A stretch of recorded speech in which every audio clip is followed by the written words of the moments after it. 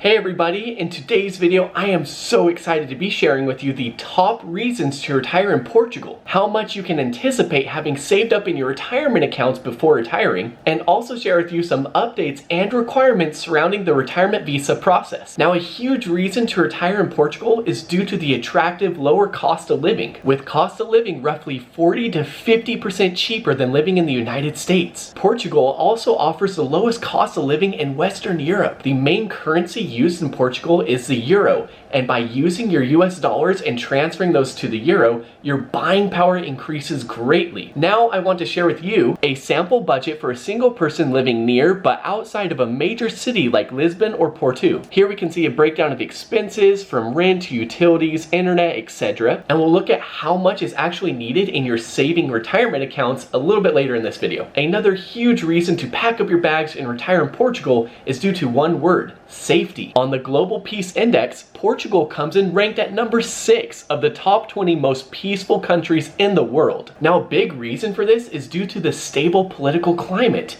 So moving to Portugal, you'll be able to enjoy one of the lowest crime rates in all of Europe. Another top reason to retire in Portugal is due to the tax system. Holders of D7 visas, commonly known as retirement visas in Portugal, have certain advantages and can obtain a 10-year NHR, or non-habitual resident. So D7 visa holders pay 20% tax on Portuguese sourced income and 10% tax on foreign sourced income, like foreign retirement and social security payments. Now, here is something important that I do want to mention. If somebody applies for NHR before March 31st, 2020, then foreign source pension income is generally tax-free, but April 2020 and after is taxed at 10%. So if you happen to be applying for this D7 visa after April 2020, it's okay, it could be much worse. A next big reason to retire in Portugal is because you will be able to enjoy high quality healthcare. Portugal ranks 25th in the 2023 Healthcare Index by Numbeo, and they have quality public health systems available for you. The next reason is due to the amazing food and culture. The Atlantic Ocean has definitely played a role in influencing the culture and food. For example, 2 of the national dishes found in Portugal are salt cod and grilled sardines. Another food or dessert you could say that excites me quite a bit is the egg tart or egg custard called pastel de nata. Please forgive me if I said that incorrectly. Let's move on to the next reason, which is fantastic weather. Portugal has this warm, temperate climate with wet winters, dry summers, and summer temperatures ranging from spring-like in the north to warmer when you go further south. This last reason is pretty awesome. You get to travel like a Portuguese citizen. D7 visa holders get visa-free travel to any one of the Schengen countries. This alone would be a dream come true for many of us. Now let's talk about retirement costs, including how much you can anticipate having saved up in your retirement accounts in the stock market before retiring. For today's calculation, let's use 7% as the average annual rate of return, which is actually quite conservative comparing it to the S&P 500's annual return rate since 1957, which has been about 11%, and adjusted for inflation, 8.5%. Next, we'll use $2,000 a month for living expenses, which we touched on at the beginning of the video as a single person's budget. Alright, let's jump into this calculation. First, let's say you have $320,000 saved up in your retirement accounts. Average return rate at 7% and $2,000 taken out each month in expenses. A very important note that I want to mention here is that during retirement,